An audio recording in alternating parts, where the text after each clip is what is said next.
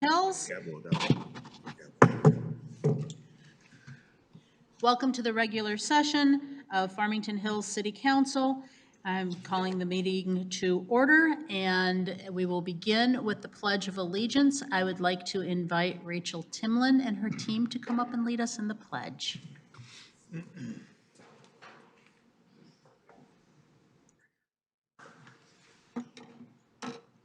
Pledge allegiance to the flag of the United States of America and to the republic for which it stands, one nation, under God, indivisible, with liberty and justice for all. Thank you. Okay. Begin with roll call, please. Yes.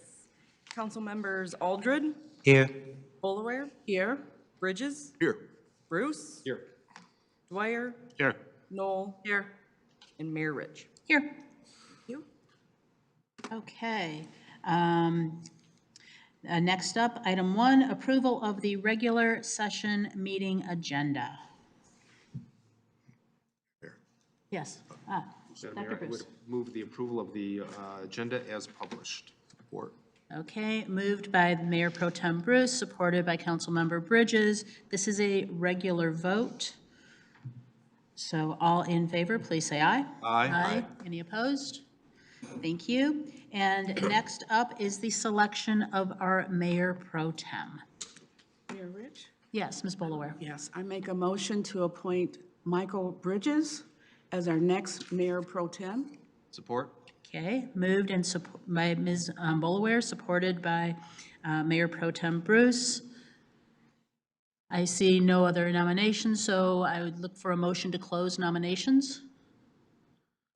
I'll make a motion. Go ahead.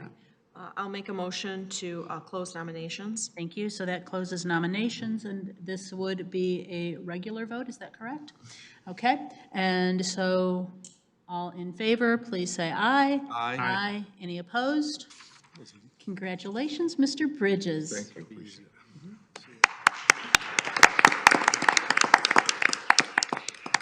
And we will have the swearing in for Mr. Bridges at our first meeting in January. Yep. And ahead of time, you're take my still seat here. just Mayor Pro Tem Bruce has one more meeting. Yes, he does. And between the two of you, please help keep me in line. Yeah, we will. Okay, fantastic. Next up on the agenda, but congratulations, Mr. Bridges. Thank you, Mayor. Appreciate that. Thank you. Next up is a proclamation recognizing, can you believe it, the 20th anniversary of the Farmington Hills Youth Theater, and I've asked Councilmember Bolaware to please read our proclamation. All right. The proclamation honoring the 20th anniversary of the Farmington Hills Youth Theater, December 2023. Whereas the arts enrich the lives of all our community members, and exposure to the arts is a vital part of young people's educational experience and personal development. And whereas youth theater provides lifelong skills in collaboration, creativity, and social awareness, and is especially successful in boosting confidence, self-esteem, and concentration in children. And whereas since its inaugural season in 2003 to 2004, the Farmington Hills Youth Theater has believed in the intrinsic value of access to children's theater and the power of the arts.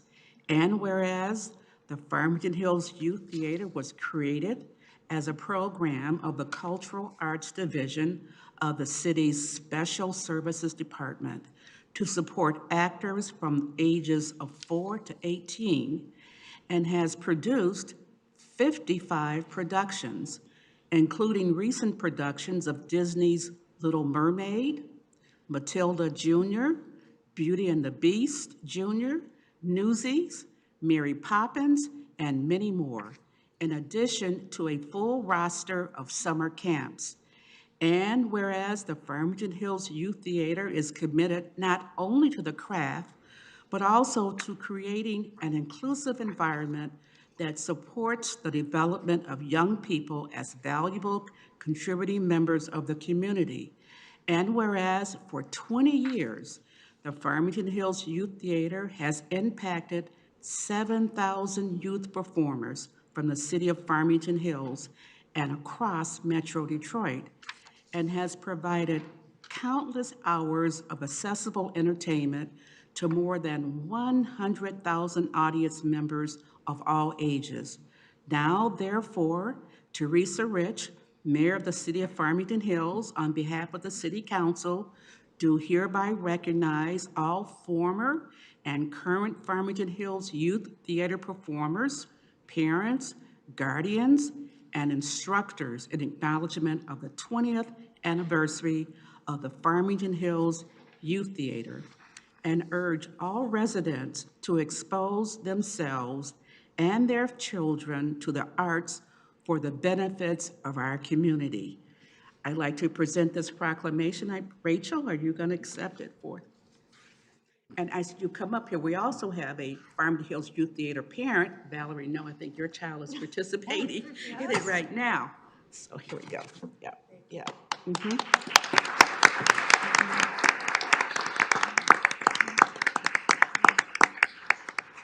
I wore the shirt for the occasion. I did not have the honor of participating in a youth theater program when I was a kid, so I came with the script, because I never learned how to memorize lines. I have Kim Gurns here with me. She is the director of In the Mitten Productions, which is our production company that the city works with. And she's going to say a few words tonight as well, but before she does, I'd like to say a few things. This is my 18th year with the city, so I've been working with the Farmington Hills Youth Theater for all but 2 of the years it has been in existence, and what a journey it has been. The Farmington Hills Youth Theater is truly a gem of our community. I've seen kindergartners start the program and stick with it through high school graduation, literally growing up through the program. On several occasions, I have had past participants, now adults, reach out to me to tell me how the youth theater program was a life-altering experience. For some, it quite literally saved their lives. We take immense pride in offering a safe and nurturing environment that encourages kids to embrace their true selves, to express themselves freely, and to evolve into the best versions of themselves. For those of you who don't know, the Farmington Hills Youth Theater is a program of the Special Services Department's Cultural Arts Division in conjunction with a contracted production company. Since its inception in 2003, we have worked with 3 different production companies, all of which helped us build the program into what it is today. Since 2016, we have been so lucky to work with In the Mitten Productions, directed by Kim Gurns, here with me tonight, and representatives of her team and many of our, well, a few of our parents, and our Cultural Arts Youth Theater team as well. Since working with In the Mitten, the Farmington Hills Youth Theater has grown exponentially, both in quality and in size. Despite facing unprecedented challenges during the pandemic, this program remained undeterred. In the fall of 2020, the team managed to put together an extraordinary online production, ensuring that kids remained engaged in theater from the safety of their own homes. In 2021, after years of needing and planning for a real theater, we opened the Hawk. Opening a theater amidst a global pandemic at a time when most were shuttering their doors was not an easy feat. But with the combined power, passion, and grit of this team here, we did it. And before I turn the mic over to Kim, I want to acknowledge Ellen Schnackle, our incredible Special Services Director, who has been an ardent supporter of the Youth Theater program for all 20 of its years. Thank you, Ellen. Although she couldn't be here tonight, Cultural Arts Coordinator Jessica Guzman played a significant role in the program from 2014 to 2021. I also want to acknowledge Sam Kepi and Lindsay Janik, our dedicated Cultural Arts Coordinator and Programmer respectively, right over here, who both worked tirelessly to ensure the continued success of the program.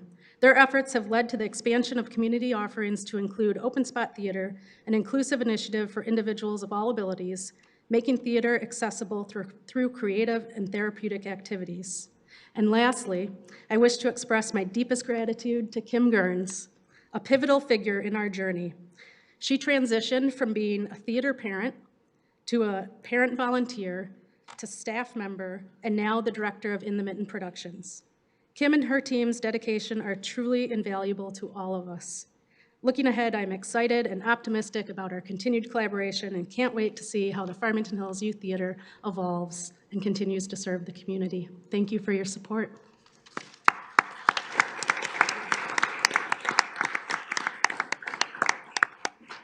Thank you so much. You can't say stuff like that to me. I get teary-eyed and then I'm done. Thank you, Mayor Rich and the entire council, Ellen, Rachel, your team. This has been such a journey. I actually got involved the second production that was ever done as part of Farmington Hill Youth Theater when my daughter was 9 years old. So I've been around a while, and I've seen the growth, and it's just been amazing. It's hard to put a tangible value on what we do. But I look at it, and it's not just registrations, it's not ticket sales, it's nothing when you consider the impact on every one of these kids. Our young performers have gone on to become engineers, to become physicists, to become doctors, to become teachers. And an occasional Broadway performer has come out of the Farmington Hills Youth Theater. We also have one young performer who is now touring with Book of Mormon. So these are what we've inspired with these kids, and it's just amazing. More importantly are the comments that we've heard from parents. When a parent comes up to us and tells us, my child has found home, they found a place, they belong, they know that they are most at home when they're here, they're happy when they're here. Those are the kind of things that makes our hearts swell. The confidence that they've seen in their performers is amazing. I somehow have misplaced my phone, but I did get a quote from one of the performers who has become a teacher.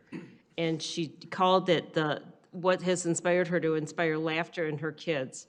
And the confidence to be in front of her kids came from the theater and came from Farmington Hills Youth Theater. But none of this can happen without your support, and we're so thankful for that. The other thing is the unwavering dedication of the In the Mitten crew. These folks here put in more hours than you see them at the theater. There are the 10 p.m. calls because, hey, I just got a text from a parent of a kid who can't be there tomorrow, but they want to know how they can get better. Can we send them this, or can we help with this? These people work around the clock to make this theater what it is, and I couldn't be more proud to be part of these people. Now I'm going to get teary-eyed again. There's lots of things that go into it. We laugh because some weekends when we're doing shows, we get in 30,000 steps in our Fitbit. So we have a little competition to see who gets the most steps in. We laugh that we now are running up and down hallways to support these kids and how much fun it is. And you know what? We keep coming back because these kids inspire us. They teach us. They help us to grow as much as we help them to grow. We continually strive for inclusion. We have kids that they come in and they're not sure who they are, and we help them define that, and we help them become better people. We give each of these kids their best experience, and that's what we will continue to strive. And with your support and your help, I hope in 20 more years we're back here and we can talk about the 100,000 more patrons that have seen the shows and the more kids that have seen and been part of these productions. And we'll talk about the kids that have been successful and gone on to college careers in theater and have done amazing things in this world because of what they learned here. I thank you so much, and I thank each and every one of you.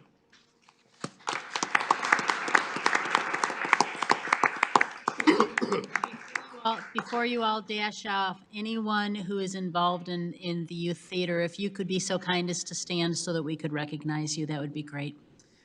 Can we get a picture?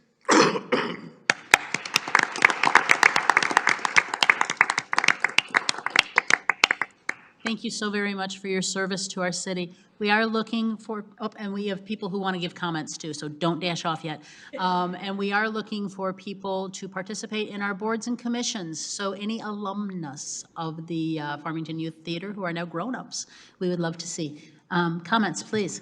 I just want to add one thing that Kim didn't mention is that the majority of all of the volunteers, they are truly volunteers, that most of them have full-time jobs. So they work all day till 5 o'clock, rush over to the Hawk for a 6 o'clock rehearsal.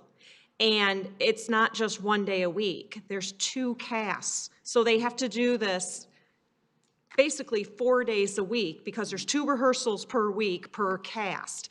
And then on top of that, they had 3 shows, 3 different shows at the Hawk, 2 casts of the shows. So they had 101 Dalmatians for the real young kids. They also had Matilda Jr. for kind of young and middle school, and then they had more the middle school, high school show for Little Mermaid.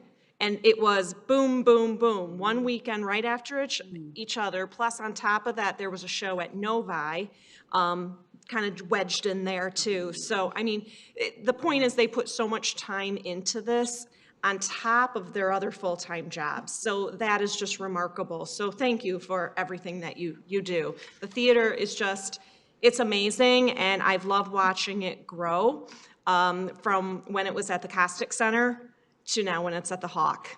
And it's just been a pleasure. And thank you also for the camps. That was mentioned in the tribute, but the camps have really grown too.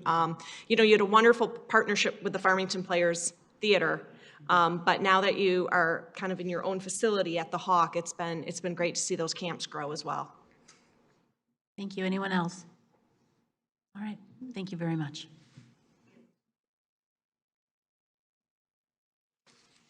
Next item on the agenda is presentation and acceptance of the city's fiscal year 2022-2023 audit results. Good evening, Madam Mayor, City Council. My name is Tom Scribola. I have to introduce myself to the new members.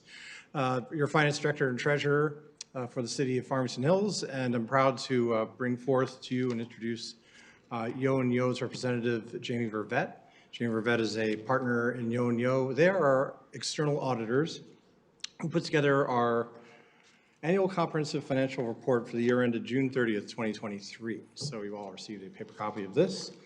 And in addition to that is a single audit. This single audit is focused on grants, federal grants that the city received, and also a letter from the auditors that goes along with the single audit, indicating the scope of their work with regards to that, and also their scope with regards to the overall financial statements. So without further ado, I will introduce, oh, I'm sorry, one other thing. This presentation here that you'll see on the screen, you also have a copy of that as well. So we had a good year. We continue to manage your finances effectively, I think, and fulfill objectives also effectively and efficiently, I'm proud to say. And I think the audit financial figures represent that. The audit presentation itself will focus a lot on the control aspects that are reviewed by the auditor to make sure that we, your management team, are taking care of your funds appropriately and representing them accurately in these statements, and are doing our due diligence for the sake of legal compliance and also compliance to our grantor agencies, both at the federal, state, local, and private level. So without any further delay, I'll turn it over to Jamie. Well, good evening, and thank you for having me here tonight. As Tom mentioned, my name is Jamie Rivette. I'm an audit partner with Yo and Yo CPAs, and he did the first part of my job, which was to explain all the information you have in front of you. So set that aside, and you'll be happy to know you get the Cliff's Notes version tonight. So we're going to go through the audit results, which is the high-level overview in the PowerPoint, and you should all have a copy in front of you. So first off, I just want to point out really what I'm here tonight for. And Michigan Department of Treasury requires all governments in the state of Michigan to have an independent annual audit done. And it needs to be performed by an independent CPA firm. And the preparation and fair presentation of those financial statements in accordance with generally accepted accounting principles really is management's responsibility, along with the design, implementation, and maintenance of the internal controls. And then as your auditors, what happens is my team and I come in, we're here for a couple of weeks on site, and we audit that information presented. And the whole purpose of that is to issue the city opinions on those financial statements. And the city was issued unmodified opinion, which is the highest level of assurance offered. It's a clean opinion. It means there's no material modifications that need to be made to the financial statements. So now I put together some graphs where we can look at mainly your general fund, which is the main operating fund, and we do a lot of comparison to prior year. So here we've charted the revenue, expenditures, and the other financing sources and uses for your general fund. And we did have an increase here in your revenue and other financing sources of about 11 million over last year. And really breaking that down into three main reasons. Number one is property taxes and your state grants. Those both increased over last year about 1.5 million. We had an increase in your charges for services over the prior year as well, and that was related to a couple of things, mainly projects for in-house engineering. The Hawk Fitness Center, seen an increase there for charges for services, as well as the Hawk Hatchery Business Incubator as well. And the biggest category actually for your charges or for an increase in your revenue was related to your investment income. So last year actually was a loss overall for the year of about 1.5 million, and this year we saw gains of 4.7. So the swing there was the major increase in your revenue for your general fund. Now your expenditures went from 67.3 million up to about 71 million. A couple of things there is the increase in recreation and culture. So we did see an increase in part-time salaries there as well as the related supplies. And then there was an increase in the transfers out of the general fund, which were all in line with the budget that was approved by City Council.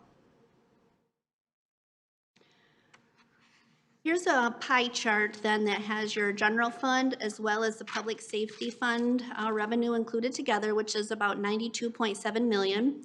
And one thing I just wanted to point out here really is that about 65% of the revenue here between these two funds really is coming from your property tax dollars and state sources. And both of these revenue streams are really dependent on a stable economy. And as we know, the economy for this year looked pretty good, so we actually saw some increases there in both their property taxes as well as some of the state grants.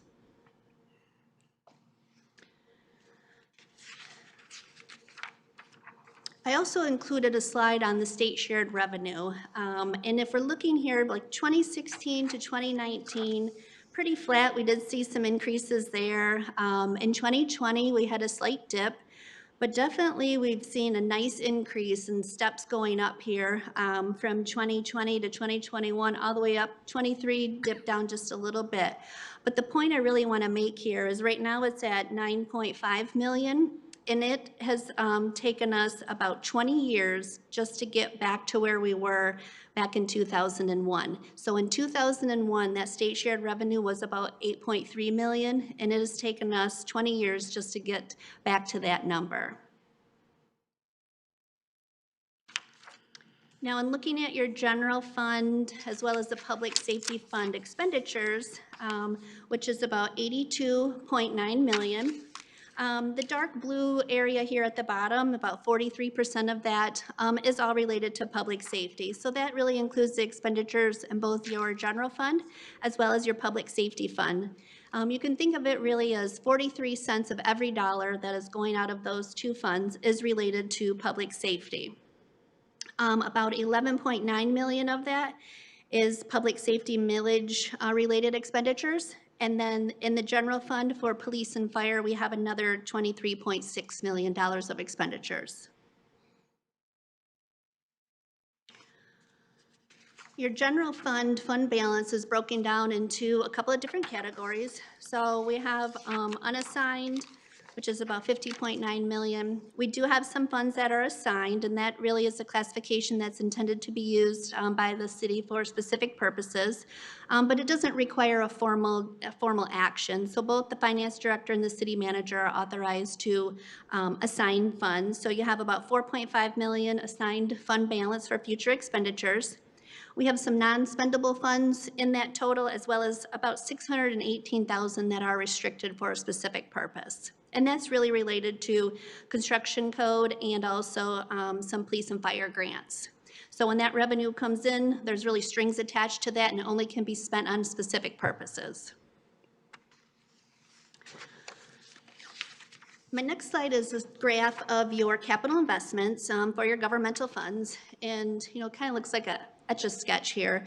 But, when I went back and I looked at our notes that we had too, and the reason there's such a significant increase from 2019 to 2020 is because that was the year of the road millage and the related improvements to the roads. So we saw a significant increase in the amount of money that the city was putting back into capital investments. It pretty much held steady there. A lot of that activity was done in between 2019 and 2020 and a little bit in 2021.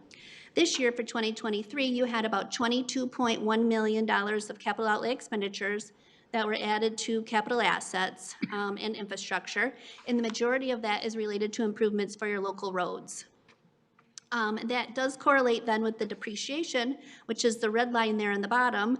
That's about 12.8 million in depreciation expense. So this graph really shows you that the city's making a conscious effort to maintain and improve your capital assets and infrastructure as the amount that you're putting into it exceeds the depreciation.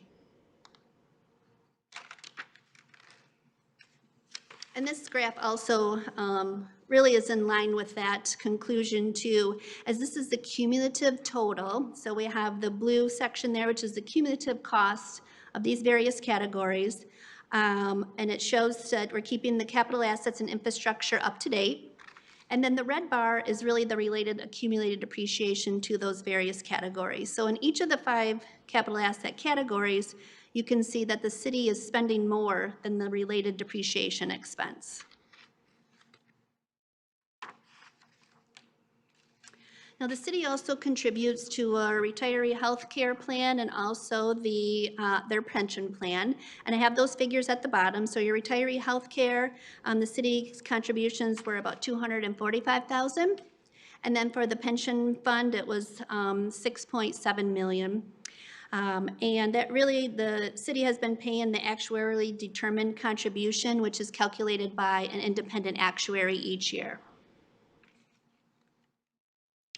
So in addition to auditing the financial statements, as your auditors were also required to gain an understanding of the internal controls. And we did have one material weakness, which is an adjusting journal entry that needed to be posted that was a material in amount. And it really had to do with some local road and major street funds coming in from the state that was received after fiscal year end, but it did relate to the prior year. So we did book that money back. The city does have procedures in place to monitor these, and just to put it in a point of perspective, that the city posts over 100 adjusting entries just to close out the books and get ready for the audit. And so whenever there's turnover in the office, we typically have, 1 or 2 adjustments. So this was not out of line or out of expectation either. And I do know that they have incorporated a second level of monitoring to make sure this is corrected for next year. In auditing the federal awards, so as Mr. Scribola pointed out, you have the single audit, which is the smaller audited financial statements. That covers all your federal grants that the city receives. So the city received about $5.6 million in federal grants, and we're also required then to audit a certain percentage of that based on when the grant was audited in the past, and we go through a rotation. So this year we did audit your coronavirus state and local recovery funds, as well as your CDBG grants, which actually covered about 92% of your total federal expenditures. And we're happy to note there were no findings, no material weaknesses, or significant deficiencies noted in that. And that is very compliance driven too by the federal regulations. The questions are either yes or no. There's no auditor judgment in there, so to have a clean opinion on the federal grants is remarkable. And then in the letter too, so you do have a loose leaf letter in your packet of stuff. I do encourage you to read that. There's a lot of important information in there. It's a letter to governance from your auditors. We talk about some significant estimates. We talk about upcoming standards that are coming down the pipeline as well. So if you get a chance, I do encourage you to read that. And with that, that really concludes my presentation. I do want to thank Tom and his team for their professionalism. And they are very prepared for us before we arrive, which makes our lives easier so we can get in here and audit that information presented. Are there any questions I could answer for you? Thank you. Any questions? I have a question for Tom. Okay, for Tom, we have a question for Tom. Thank you, Tom. Yes. Good evening, Tom. How you doing today? Good, how's it going? What's, she gave our pension contribution. What's the percentage of the city's liability for pension is already covered? Pension liability percentage. Ask the last part of the question again, what percentage of what? Pension liability percentage. That's, we already paid. Yes, the percentage of pension liability, well, let me flip to the page in here and I'll, I have that. I know that number. which number is there? Yeah, you're 72.5% funded. 72.5%. Yep, for your pension. And then Healthcare? Oh, your I'm OPEB sorry. is 110. misheard the You actually question. have an OPEB asset. So we have 110% paid up on the. I misheard the OPEB. question, I'm sorry, yes, yeah. All right, Tom, the other question is rainy day fund. Yes. Is that the same thing? How would you define unassigned revenue?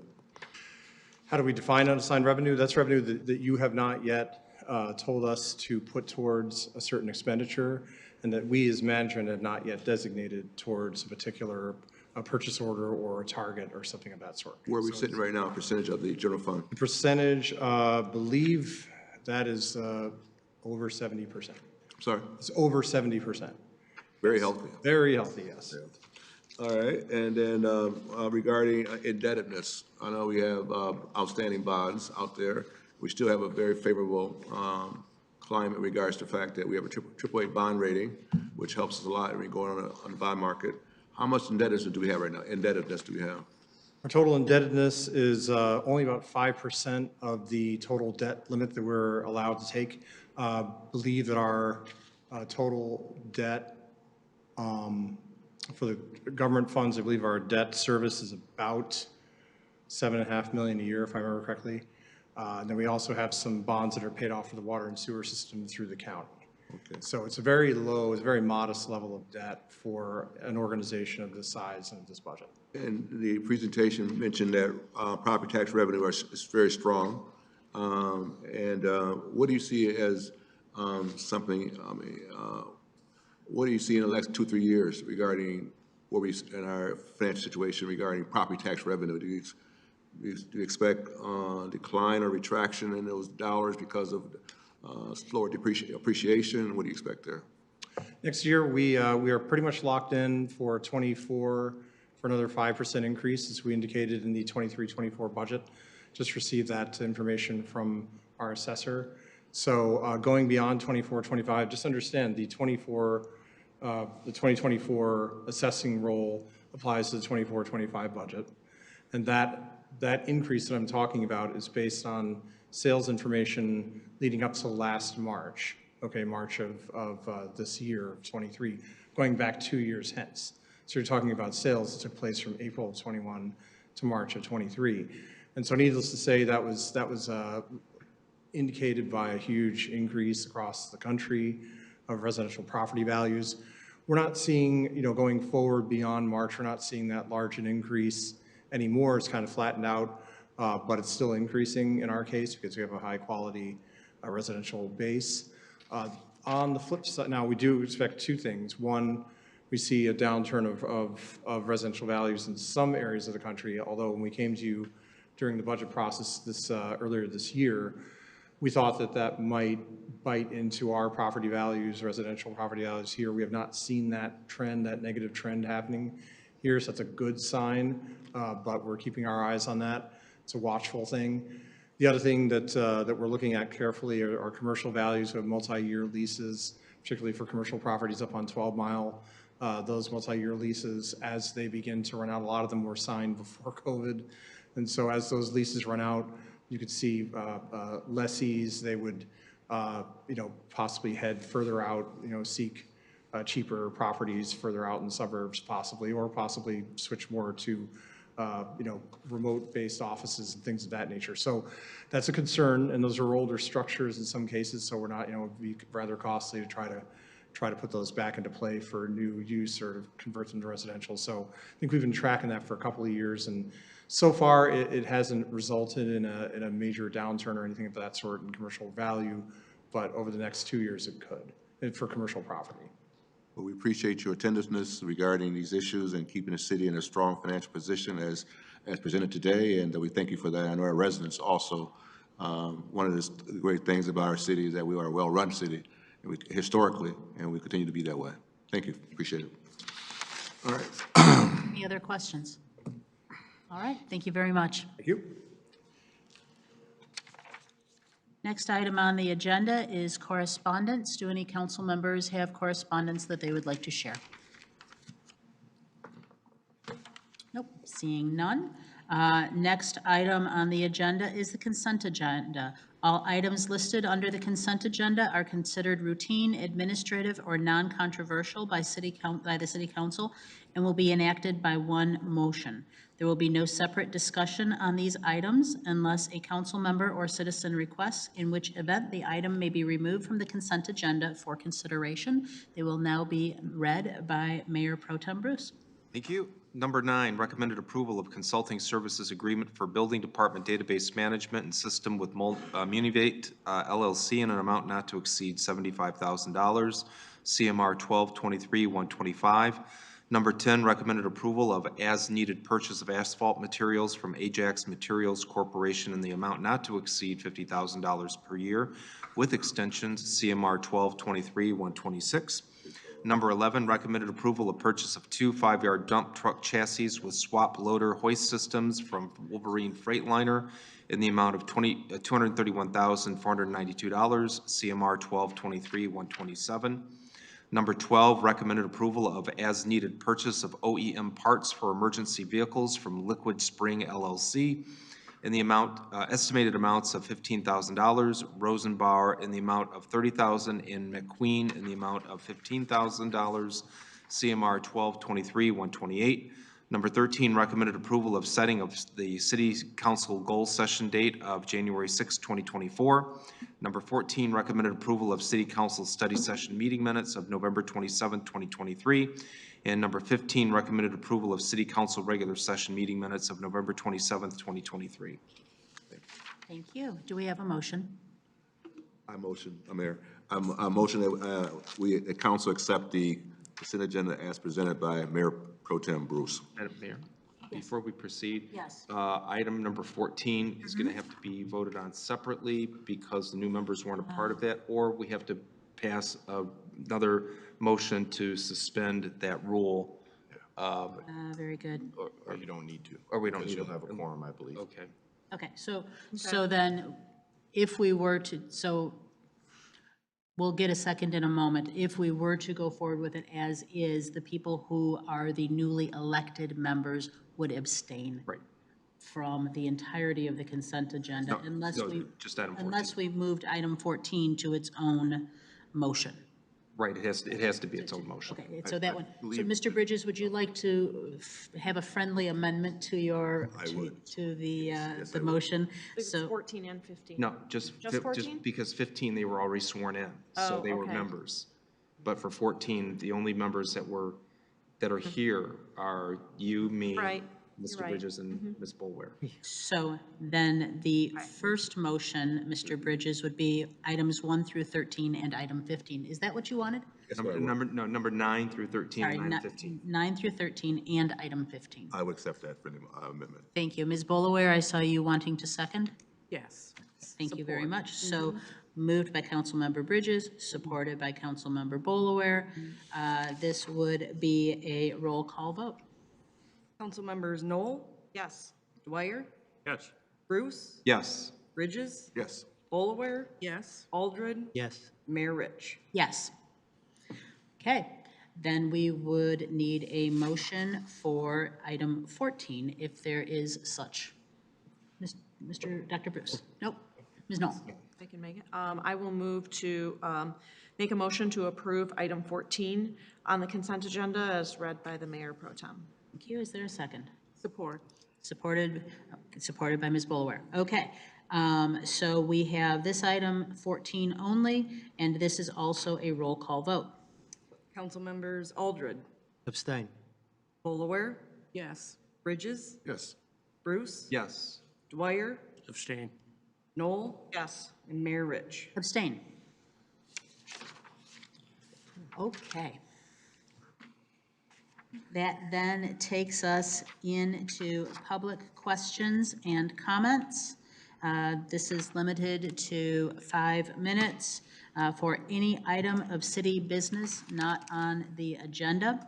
Anyone requesting to speak before council on any agenda item other than public hearing items as advertised must complete and return into the city clerk a blue public participation registration form, which is on the back rack. Or if you would like to just come forward, you may come forward. Mr. Sweeney, how are you this evening? I am fine, Madam Mayor. How are you this evening? I'm great, glad to see you. You have Madam 5 Mayor? minutes, sir. Madam Mayor, members of council and city staff, my name is Mike Sweeney. I'm one of your emergency preparedness commissioners, and I'm going to try to make this short because everyone wants to go home. The calendar year 2023 is running away from us. We're already halfway through December, and we're starting to get into the portion of the month where everyone's out traveling, either on vacations, visiting their children, just out traveling. And our tip of the month is to let technology again do the heavy lifting for us. In your cell phone, in your directory, there you can designate up to 3 people to be your emergency contacts. So that if you're hurt or you just can't speak for yourself, the public safety officers can pick up the phone and they know who your power of attorney is. They know who your physician is. That is something that's well documented and many people do that. We would like to recommend you take it one step further. Create a photographic folder in your phone and call it in case of emergency. And in there, take pictures of your prescriptions. If you have allergies or alerts, take pictures of that. So if you're in a strange emergency room somewhere, the charge nurse can look up her phone and now she immediately knows your physician's name, your power of attorney's name, medical charge name, all of the medicines you're taking, who wrote them and when, what the doses are, and they can have a pretty concise chart of your health with extremely accurate information because it's coming all directly off of the prescription labels. You're going to get the most excellent care you could possibly have. Also, as a side note, if you happen to be traveling to, say, Houston to go visit, say, your grandchildren, and you were in such a hurry to get out the door that you forgot to bring your little box of the medicines you're supposed to take every day, and you don't realize that until you're actually in Houston, so now your vacation is at risk, well, you walk across the parking lot to the Kroger pharmacy there, which they have a phone call to our Kroger pharmacy right here on Middlebelt Road. You show them your driver's license. They are going to make you identify yourself. You show them pictures of your prescriptions. They make a few phone calls. They make a few jokes at your expense. You get a week's worth of medicines, and your vacation has been saved. Again, let's let technology do the heavy lifting for us. Let's have a good holiday season. Thank you. Thank you, Mr. Sweeney. Always nice to see you. Anyone else? Good evening, Ms. Gerald. Mike, I don't know if I can top that. Good evening.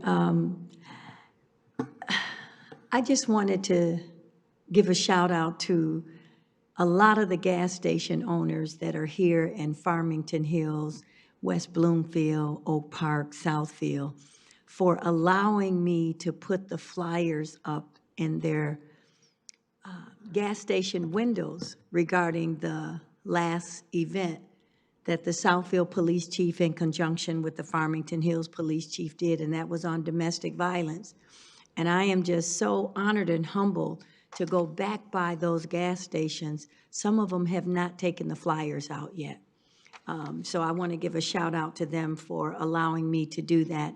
And one of the gas station owners said to me, "How do you pick your topics?" And I said, "It's mostly the 2 chiefs and what people in the community want to talk about, you know, issues that matter." And the guy at the gas station said, "Can you do one on kindness?" And that kind of took me back, and I said, well, it's not like gun violence, suicide prevention, or domestic violence. I said, why kindness? And he said, because some of the people coming in here to the gas station are very rude. We have a lot of just a lot of emotions and things to do with your ethnicity going on, that he said that people are just rude and they say things. And I thought, how can we turn that into a police event? I'm not sure that I know how to do it, but I just want to say to the people that are listening, you know, remember that people are hurting. People are going through some things. People have lost loved ones. This is the first holiday without the loved ones that they've lost. Some are still grieving, such as myself, losing my mother in 2021. And it's just very difficult. And if you could just say something kind and uplifting, a simple hello, or hi, or a compliment, something to make them laugh, we can all have a better day. So I want to say this again. Before you go to bed tonight, open your heart, your mind, your soul. Visualize what you can do to make this world a better place. What matters is love. What matters is community and respect. And just be kind. And I'll give you what my acronym is for the word kind the next time. Thank you. Thank you, Ms. Gerald. Happy holidays. Anyone else wish to address the council? Okay, with that, public comment is closed, and we will now move into council member comments and announcements. Mr. Aldred. Mr. Dwyer. Ms. Bolaware. Ms. Knoll. Mr. Bridges. No comments. I mean, I was going to say happy holidays, basically. Merry Christmas, and basically that's it. Okay, thank you. Dr. Bruce? Thank you. Okay, well, let me hit a couple in my first 2 weeks as mayor. Congratulations to the teams in the city who put together the Holiday Lights event last Monday. It was such a wonderful time, and the weather even cooperated with us. I don't know who ordered that, but they did a great job. So congrats on a really fun time where we're able to celebrate all that we are in this city around a unity candle, which is super. I've had 2 weddings already. We have 4 more scheduled in here before the end of the year. That's been a lot of fun to see people wanting to start their wedded lives here in this chamber. Want to congratulate the Blackbird Art Gallery that is located in Centric Place for a gallery launch for artist Dawn Stringer, who, for those of you who aren't here this evening, you need to make a pilgrimage down to City Hall. The new artist installation came up over the weekend, and I believe the grand opening is the 12th of January. And so, so come in and see it. Just wonderful, wonderful art here. Congratulations on a 10-year anniversary to Cola Restaurant and Ultra Lounge. Congratulations to the ISKCON Temple, who had an end of Diwali food donation dedication yesterday that is going to be then their launch into a monthly community dinner that they will be opening for free to the public. And that's all I have, other than happy holidays, everybody. Okay, with that, then city manager update. Thank you, Madam Mayor. Good evening, council. I too wanted to say thank you to all of our city staff, members of city council, and of course our residents that showed up last Tuesday for the holiday lighting ceremony. It was really nice. I think I don't know, it seems like we've increased the amount of lights on City Hall campus, but it's really pretty. We did a really good job. I guess we'll pat ourselves on the back for that. Just another reminder that yard waste pickup ends this week. So if you didn't get your leaves raked up, this is your last chance to do it. And yard waste pickup will then resume again in April. And again, since this is our last city council meeting this year, I too wanted to wish everyone happy holidays and a safe and prosperous new year. Thank you. Thank you. That then takes us to item 5, a public hearing and consideration of the construction of a cellular tower located at 30691 Grand River Avenue, Site Plan 52-4-2023. Good evening. Good evening. Charmaine Kettler-Schmaltz, here to introduce the item. We are here for a public hearing for a certificate of need of the site plan 52-4, 2023. The request before you is to consider permitting construction of a 120-foot tower, cellular tower with an associated equipment enclosure on the side of an existing motel at 30691 Grand River. The planning consultant, Giffords Webster, will give us a more detailed review of that topic. And then we will have a representative here from Atlas Tower Group to comment on it before the public hearing is opened. I'm available either before or after presentations for any questions. Thank you. Any questions from council before we bring up the proponent? Would be the planning consultant next. I'm sorry, the planning consultant, beg your pardon. Okay. Okay. Good evening, Madam Mayor, members of council, Jill Bain, planning consultant for the city. I can do this. I was trying not to print out all the paper. I'm good. Thank you.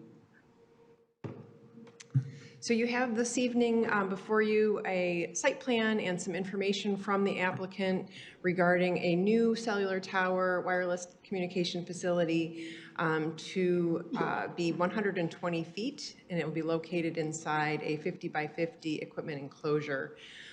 This cellular towers, wireless communications facilities are permitted use in the B3 zoning district where this property is located, subject to several standards. Despite the fact that they are permitted use, something unusual in our ordinance, most of the time when we have a permitted use, Planning Commission gives the final approval. But for these uses, we do have a public hearing at both the Planning Commission and with you here at Council. Some of the basics about the property and the setbacks, you'll note in our review letter that all of the setbacks are met and exceeded in some cases. One that we would note is a particularly large setback requirement is the standard setback to the RARC mobile home and two other districts there, residential districts. There's a 500-foot setback, and they do meet that, 529 feet to the RA3 district. So I just wanted to point that out. Also, the maximum height of the tower that's permitted is 100 feet, but it can go up to 120 feet if they have co-locators, in which they have indicated that they will have up to 4 opportunities for co-location on the tower. So you will see that height is 120 in your plans. The enclosure is surrounded with a fence. There, I think at one time in their earlier application had some barbed wire at the top of that. They don't have that anymore. There is no parking required for the tower. And there are several standards then for the specific demonstration of need for the tower. And so those are included in the review letter, but they basically relate to the need for it being located near an interstate highway or major thoroughfare, its proximity to population, concentration or concentration of commercial and industrial business centers. Another point would be that the facility is needed because there are areas where there's signal interference or they are unable to co-locate on other facilities. That the proposed facility is needed to complete the grid as it relates to the needs of the city of Farmington Hills, and that the proposed facility will operate within the requirements for radio frequency emissions for the Federal Communication Commission. That has been submitted by the applicant, and they can address some of those things a little bit in more detail. I will note that they had a facility down the street that will be closed, decommissioned, and then this facility will be used in its place. It is a monopole design, just a straightforward wireless pole like you've seen, in I believe it's a gray color to match our lovely skies that we have here sometimes, especially this time of year. There is some vegetation along the along the east side of that fenced-in area, and there will be some arborvitae proposed to be planted along the other 2 sides. There has been a decommissioning agreement provided that just tells, gives the city the assurance that at such time that the facility is no longer being used, that it'll be taken down. And that is about it. I'm happy to answer any questions that you may have. Council, questions? Right? So what's proposed basically is a pole Yes, that's almost 10 stories high correct. and not decorative at all. It's just a pole, Just a pole, stuff on top. stuff on top, antennas on top. Okay. Thank you. Let's hear from the proponent then.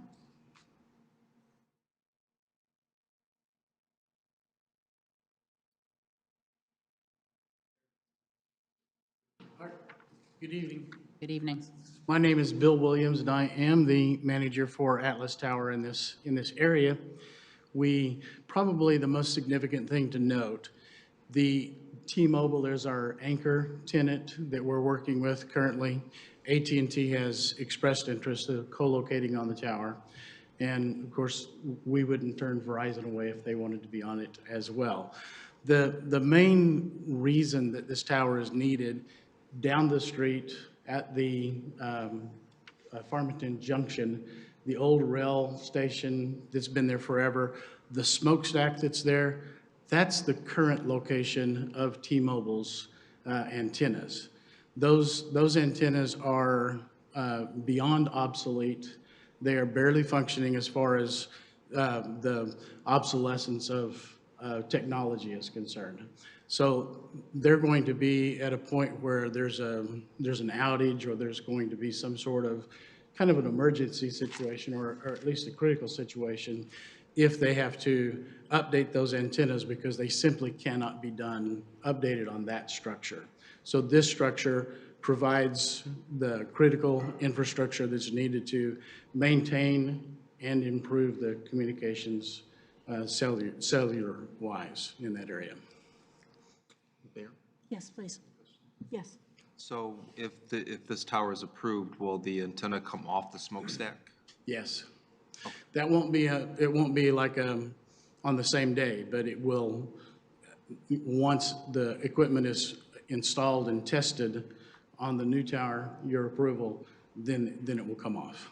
Thank you. Please. And how tall is the current one? That's at the old This- railway well, station. I didn't actually, I think in our last, before the planning commission, that was discussed, and it was 100 feet tall. Okay. But, that's a brick structure. Right, Yeah, it's massive. Yeah. It's interesting that the theater group was here earlier, because my analogy that I always use about the cell towers is they're like the stagehands at a theatrical production. They are absolutely necessary. They dress in such a way as to be the least conspicuous as possible, and you notice them when the production begins, but as soon as you get into the story, then suddenly they're no longer relevant. And that's what happens with cell towers. Probably, tonight, or on the next day or two, you'll be thinking about cell towers and you'll notice them. But before long, it'll just kind of blend into the story of everyday life, and you don't notice them. That's big. But when you pick up your phone to use it and you have 4 bars, then you notice that. Other questions? If I may, so for other clients that you've worked with that have had a 10-story tall tower, what has been done to any of those? I know in West Bloomfield, they have that giant sequoia, for instance. Yes. I'm sorry, I'm not laughing at. I know, it's kind of a giggle because it's not like we have giant sequoias here. Yeah. Other than the one. The interesting West thing, Bloomfield one. that particular application of that tower and that sequoia is used in the industry to talk about what not to do. Yeah. Yes. All right. Okay, well then, let's open the public hearing, please. Thank you.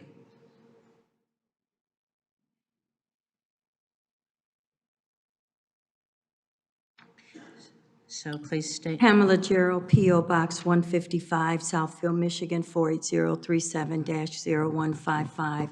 I am a homeowner in Farmington Hills, but that is my address that I use for all of my bills and for matters like this.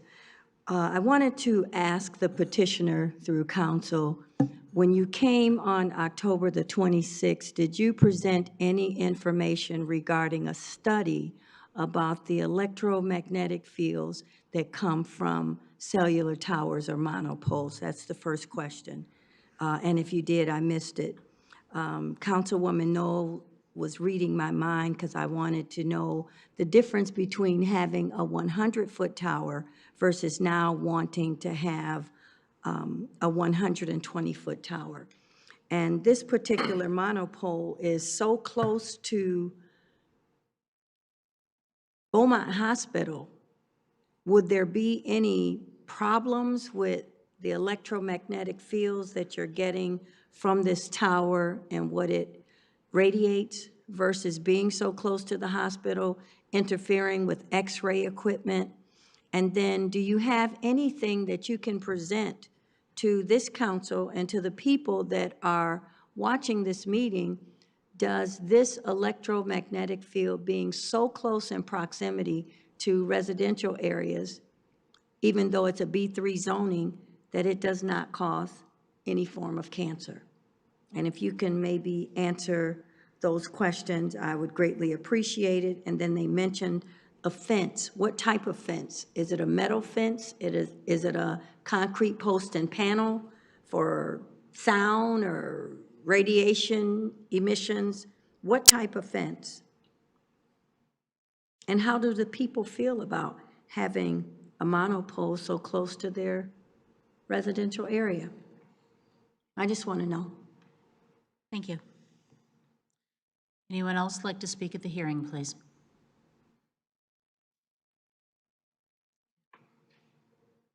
Okay, take it back to council.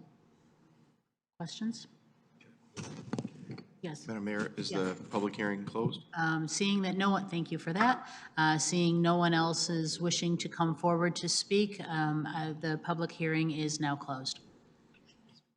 Okay. So back to council. Yes, please. I would make a motion. Okay. I would resolve to issue a certificate of need approving site plan 52-4-2023 because the applicable standards of section 34-4.24 of the zoning ordinance are met, subject to the following conditions. One, the applicant shall make adequate provision for removal of all or part of the facility by users and owners when the facility has not been used for 180 days or more. For purposes of this condition, the removal of antennas or other equipment from the facility or the cessation of operations, transmission, and/or reception of radio signals shall be considered as the beginning of a period of non-use. And number two, the applicant shall deposit with the city a performance guarantee of $5,000 as security for the removal of the tower if abandoned for use of cellular facilities. Support. Okay, it has been moved and supported. Any questions or comments from council? I would appreciate if the proponent or our staff could respond to Ms. Gerald's questions as a courtesy to our resident.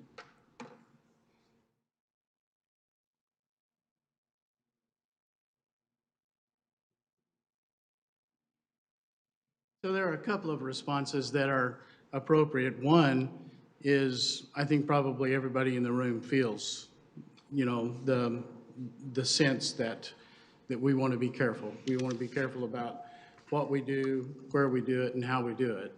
I'm a cancer survivor myself, twice. And as a consequence of that, I believe I'm extraordinarily careful about what I'm involved in. So I've researched it and have every confidence that on a personal level, I would have a tower in my backyard. That's how confident I am. Having said that, that's not really the answer that we need in this moment, and that is that the the forum, according to the Telecommunications Act of 1996, the forum for debating and deciding this is with the FCC. So, and I believe the city attorney spoke to that in our last planning and zoning meeting. So while I'm on an emotional and personal level very sympathetic, I also understand from the legal point of view how we have to make this decision. Thank you. And then there was also a question regarding the fence. Pardon? Regarding the fence. It's a chain link fence with no barbed wire around it, but it's going to be not really shrouded, but it will be concealed by vegetation. Thank you very much. Okay, any other questions, comments, concerns? In that case, I believe this is a regular vote. So all those in favor, please say aye. Aye. Any opposed, same sign. Okay, it seems to be a unanimous vote in favor. Thank you very much. We are now moving on to item 6, new business. Consideration of appointments to various boards and commissions.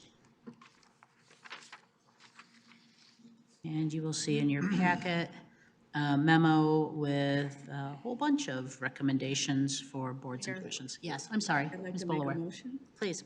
I'd like to make a motion to appoint several individuals to various commissions and boards. Should I go ahead and read the names off? Please now? do. Sure. For the Commission on Community Health, it's Daniel Kanja, I believe, 3 years, term ending February 1st, 2027. He replaces Joseph Karan, who resigned in 2022. To the Emergency Preparedness Commission, Sean Thomas, for 3 years, term ending February 1st, 2027. He fills the alternate vacancy. To the Economic Development Corporation, Gerard Allen, for a length of 6-year term ending February 1st, 2030, and he will fill a vacant seat.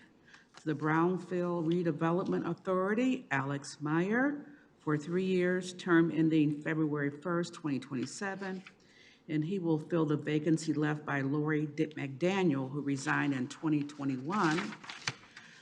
To the Grand River Corridor Improvement Authority, my friend Mary Newland, to a 4-year term ending February 1st, 2028. Mary will fill the vacancy left by Teresa Brazel. Commission on Children, Youth, and Families, Ashley Gabe, for 3 years, term ending February 1st, 2027. And she will fill the vacancy left by Edward Cherkinsky, who resigned in 2023. To the Zoning Board of Appeals, Asim Khan, for an unexpired term ending February 1st, 2025. He's currently an alternate, and he will be promoted to full member, filling the vacancy left by Assam Mazood, who resigned in 2023. And the last one is the Commission on Aging, Tiffany Tuttle,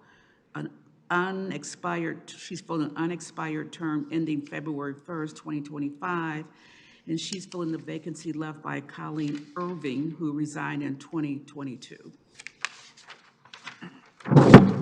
Motion, is there support? Support. Okay, supported by Mr. Bridges. Any discussion? Okay, this would be a regular vote. All in favor, please say aye. Aye. Any opposed? Same sign. Okay, unanimously passes. Thank you for your service. To those who have offered to serve on our boards and commissions, we still have a few openings to fill, so send your friends. That takes us to item 7. Thank you. Thank you very much. Next page. Consideration of approval of the Second Amendment to Planned Unit Development 5/1993, agreement with Farmington Hills corporate investors for the construction of 2 new office buildings. Okay, good evening, Mayor, members of City Council. Eric Pradonic, City Planner, here with you tonight to briefly introduce this agenda item. So first, I'm just going to give you a bit of general background on kind of how major amendments to PUDs such as this one kind of proceed through the channels. Can basically be broken down kind of generally into a 3-step process. The first step being following a public hearing, the Planning Commission makes a recommendation to City Council as to whether the PUD plan should be approved. Then the second step is following a public hearing, council decides whether to approve the PUD plan following the recommendation from the Planning Commission. And then lastly, City Council decides whether the draft PUD agreement appropriately codifies the previously approved PUD plans and any conditions that were associated with the approval of those plans. So regarding the subject amendment tonight, we're on basically the third step, the agreement phase, asking the question as to whether the agreement codifies the previously approved plan and the conditions associated with them. So back on August 22nd, 2022, following a public hearing, Council approved an amended PUD plan and site plan for PUD 6/1993, which is also known as the Cojayan or NBD Bank PUD, which is an office complex on the south side of 12 Mile Road between Halsted and Drake Roads. Tonight, the associated draft PUD agreement is before you to consider for finalizing the PUD amendment. The PUD plan and site plan approved by council back in August 22nd of 22 would permit the construction of 250,000 square foot, 4-story office buildings on the vacant parcel shown here on the aerial image with the kind of blue shading around it there. And then also, here's a depiction of the site plan that was previously approved. So once again, council's charge this evening is to determine whether the draft PUD agreement before you tonight appropriately codifies the previously approved PUD plans and any conditions associated with those. That is all I have by way of introduction. The applicant, our planning consultant, the city attorney, Charmaine, and I are here to answer any questions that you might have. Any questions by council? No, not really. We could. Okay. Is there a motion? I have a motion, Madam Mayor. Madam Mayor, I move the council approve the Second Amendment to Plan Unit Development 5/1993 agreement with Farmington Hills corporate investors for the construction of 2 new office buildings. The agreement was not substantially different from what we already approved, so it's in conformance with what we already approved. Support. Okay, Mr. City Attorney. Could I just ask if we could have that motion also include authorization of the city manager to sign that agreement on behalf of the city? Yes, I would accept that. Thank you. Amendment. Dr. Bruce, do you? Yes. Thank you. And so any other questions or comments before we vote? I would just like to make one comment is in the future, I know this was already agreed, so not messing with it, but would sure love to see where we have public benefit for PUDs of bringing in public art and, you know, a little bit more for the city when we do a PUD. But understanding that this was already agreed to, so for that reason I will support. And this would be a regular vote, so all in favor, please say aye. Aye. Any opposed? Okay, passes. Item 8, consideration of approval for the third amendment to Planned Unit Development 5/1993 agreement with Farmington Hills corporate investors for Comerica signage. Okay, once again, Eric Prodanic, city planner, with a brief introduction to this item. In this case, too, we are on the third step of the PUD process that was described previously, the agreement phase. On August 28th, 2023, following a public hearing, council approved an amended PUD plan for PUD 693, which to summarize again is on the south side of 12 Mile between Halsted and Drake Roads. Tonight, the associated draft PUD agreement is before you to consider to finalize the PUD amendment. The PUD plan approved by council back in August 28th of 23 would permit the installation of wall and freestanding signage oriented towards I-696 in connection with Comerica Bank's planned occupancy of the building that is shown here in the aerial image. And then also, generally their sign plan here, kind of campus-wide, is laid out that shows the proposed wall signage as well as the freestanding signage that would be oriented towards the highway there. So once again, council's charge this evening is to determine whether the draft PUD agreement appropriately codifies the previously approved PUD plan and any conditions associated with it. And that is all I have by way of introduction. Okay, thank you. Questions or comments from council? Is there a motion? Ms. Knoll? Again, we already reviewed this sign previously in a previous meeting, so I will make a motion to approve the Third Amendment to Plan Unit Development 5, 1993 agreement with Farmington Hills Corporate Investors for Co-America signage and allow the city manager to sign the legal agreement. Support. Okay, moved by Ms. Knoll, support by Ms. Bolaware. Any other discussion? I would add the same point as previous, but I think that's now been noted. So then we'll go to a regular vote. All in favor, please say aye. Aye. To any opposed? Okay, it passes unanimously. And that takes us then to item 16. Any additions to the agenda? We have the attorney report. We'll just accept the attorney Yes, report? if you, and no motion is necessary, just if there's any questions or anything, you can contact me at any time. Okay, fantastic.